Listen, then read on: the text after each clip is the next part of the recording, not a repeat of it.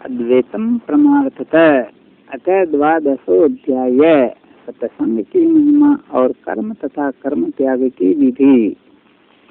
भगवान श्री कृष्ण कहते हैं, प्रिय उद्धव, जगत में जितनी आसक्तियां हैं उन्हें सत्संग नष्ट कर देता है। यही कारण है कि सत्संग जिस प्रकार मुझे वश में कर लेता है, ऐसा साधन न योग है, न सांख्य, न धर्म पालन और न स्वाध्याय। तपस्या, त्याग, इष्टापूर्त और दक्षिणा से भी मैं ऐसा प्रसन्न नहीं होता हूँ। कहाँ तक कहूँ, व्रत, यज्ञ, वेद, तीर्थ और यम नियम भी सत्संग के समान मुझे वश में करने में समर्थ नहीं है। निष्पाप उद्धव जी, ये एक युग की नहीं, सभी युगों की एक ऐसी बात है। सत्संग के द्वारा ही दैत्य, राक्षस, पशु, पक्षी, गंधर्व, अप्सरा, नाग, सिद्ध, चारण, गोयक और विद्याधरों को मेरी प्राप्ति हुई है। मनुष्यों में वैश्य, शूद्र, स्त्री और तेज आदि रजोगुणी तमोगुणी प्रकृति की बहुत से जीवों ने मेरा परम पद प्राप्त किया है। वृत्रासुर, प्रहलाद, वृषप्रभा, बलि, बाणासुर, मैदानव, विभीषण, सुग्रीव, हनुमान, जाम्बवान, गजेंद्र, जटायु, तुलाधार, वैश्य, धर्मव्याध, कुब्जा, ब्रज की गोपियां, यज्ञ पत्नियां और दूसरे लोग भी सत्संग के प्रभाव से ही मुझे प्राप्त कर सके हैं। उन लोगों ने न तो वेदों का स्वाध्याय किया था और न विधि पूर्वक महापुरुषों की उपासना की थी। इसी प्रकार उन्होंने कृत्य, चंद्रायण आदि व्रत और कोई तपस्या भी नहीं की थी। बस केवल सत्संग के प्रभाव से ही वे मुझे प्राप्त हो गए।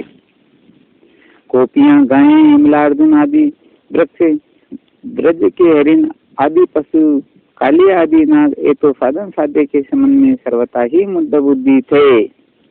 इतने ही में ऐसे ऐसे और भी बहुत हो गए हैं जिन्होंने केवल प्रेम पूर्ण भाव के द्वारा ही अनायास मेरी प्राप्ति कर ली और करते हो गए।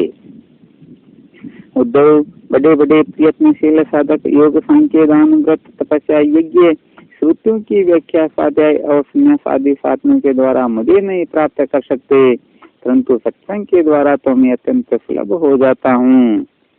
उद्धव, जिस समय क्रूर जी भैया बलराम जी के साथ मुझे वज्र से मथुरा ले आए, उस समय गोपियों का हृदय गाढ़ प्रेम के कारण मेरे अनुराग के रंग में रंगा हुआ था। मेरे वियोग की तीव्र व्याधि से वे व्याकुल हो रही थी और मेरे अतिरिक्त कोई भी दूसरी वस्तु में सुखकारक नहीं जान पड़ती थी। तुम जानते हो कि मैं उनका एकमात्र प्रियतम हूँ। जब मैं वृंदावन में था तब उन्होंने बहुत सी रात्रियां, रास की रात्रियां मेरे साथ आधे क्षण के समान बिता दी थी, परंतु प्यारे उद्धव, मेरे बिना वही रात्रियां उनके लिए एक एक कल्प के समान हो गई। जैसे बड़े बड़े ऋषि मुनि समाधि में स्थित होकर तथा गंगा दी बड़ी बड़ी नदियां समुद्र में मिलकर अपने नाम रूप खो देती हैं, वैसे ही वे गोपियां परम प्रेम के द्वारा मुझ में इतनी तन्मय हो गई थी कि उन्हें लोक परलोक शरीर और अपने कह लाने वाले पति पुत्रादि की भी शुद्ध बुद्ध नहीं रह गई थी। उद्धव, उन गोपियों में बहुत सी तो ऐसी थी जो मेरे वास्तविक स्वरूप को नहीं जानती थी। तो मुझे भगवान ने जानकर केवल प्रियतम ही समझती थी और जार भाव से मुझसे मिलने की आकांक्षा किया करती थी। उन साधन सैकड़ों हजारों अबलाओं ने केवल संग के प्रभाव से ही मुझ परब्रह्म परमात्मा को प्राप्त कर लिया। इसलिए उद्धव, तुम श्रुति, स्मृति, विधि, निषेध, प्रवृत्ति, निवृत्ति और सुनने योग्य तथा सुनने हुए विषय का भी परित्याग करके सर्वत्र मेरी ही भावना करते हुए समस्त प्राणी की आत्मा स्वरूप मुझ एक की ही शरण संपूर्ण रूप से ग्रहण करो, क्योंकि मेरी शरण में आ जाने से तुम सर्वथा निर्भय हो जाओगे। 15 उद्धव जी ने कहा, सनकादिक योगेश्वरों के भी परमेश्वर प्रभु, यूं तो मैं आपका उपदेश सुन रहा हूँ, परंतु इसे मेरे मन का संदेह मिट नहीं रहा है। मुझे स्वधर्म का पालन करना चाहिए, यह सब कुछ छोड़कर आपकी शरण ग्रहण करनी चाहिए। मेरा मन इस दुविधा में लटक रहा है, आप कृपा करके मुझे भली भांति समझाइए। भगवान श्री कृष्ण ने कहा, प्रिय उद्धव, जिस परमात्मा का परोक्ष रूप से वर्णन किया जाता है वे साक्षात परोक्ष प्रत्यक्ष ही है, क्योंकि वे ही निखिल वस्तुओं को सत्ता स्फूर्ति जीवन दान करने वाले हैं। वे ही पहले अनाहत नाद स्वरूप परावाणी नामक प्राण के साथ मूलाधार चक्र में प्रवेश करते हैं, उसके बाद मणिपूरक चक्र नाभि स्थान में आकर पश्यंती वाणी का मनोमय सूक्ष्म रूप धारण करते हैं। तदंतर कंठ देश में स्थित विशुद्ध नामक चक्र में आते हैं और वहाँ मध्यमा वाणी के रूप में व्यक्त होते हैं। फिर क्रमशः मुख में आकर ह्रीस्व दीर्घादि मात्रा, उदात अनुदात आदि स्वर तथा ककार आदि वर्ण रूप स्थूल बेकरी वाणी का रूप ग्रहण कर लेते हैं। अग्नि आकाश में उषा अथवा विद्युत के रूप से अव्यक्त रूप में स्थित हैं। जब बलपूर्वक काष्ठ मंथन किया जाता है तब वायु की सहायता से वह पहले अत्यंत सूक्ष्म चिंगारी के रूप में प्रकट होती हैं और फिर आहुति देने पर प्रचंड रूप धारण कर लेती हैं। वैसे ही मैं भी शब्द ब्रह्म स्वरूप से क्रमशः परापश्यंती मध्यमा और विक्री वाणी के रूप में प्रकट होता हूँ।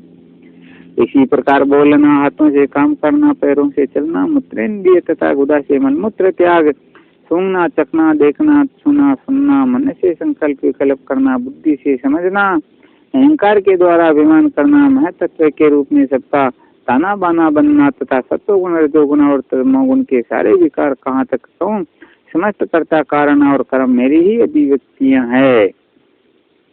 यह सबको जीवित करने वाला परमेश्वर ही स्त्री गुण में ब्रह्मांड कमल का कारण है।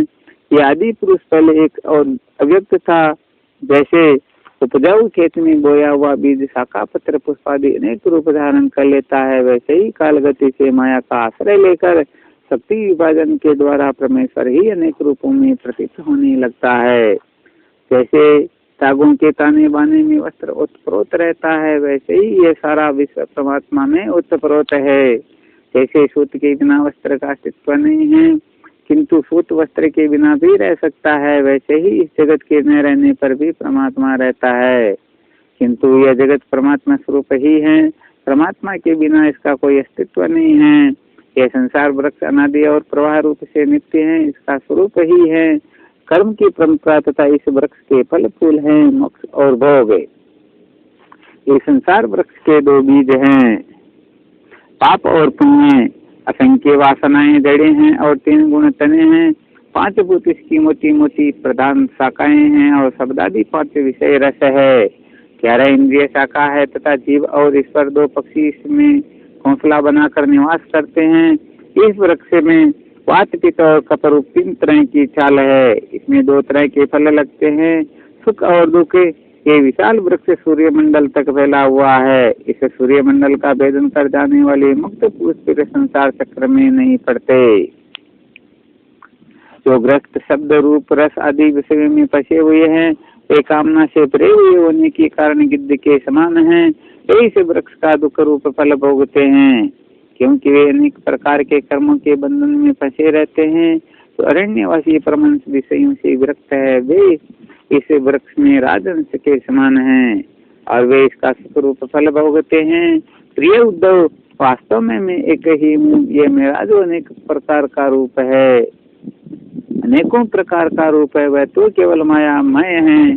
तो इस बात को गुरुओं के द्वारा समझ लेता है, वही वास्तव में समस्त वेदों का रहस्य जानता है। अतः उद्धव, तुम इस प्रकार गुरुदेव की उपासना और अनन्य भक्ति के द्वारा अपने ज्ञान की कुल्हाड़ी को तीखी कर लो और उसके द्वारा धैर्य एवं सावधानी से जीव भाव को काट डालो। फिर परमात्मा स्वरूप होकर उस वृत्ति रूप अस्त्रों को भी छोड़ दो और अपने अखंड स्वरूप में ही स्थित हो रहो।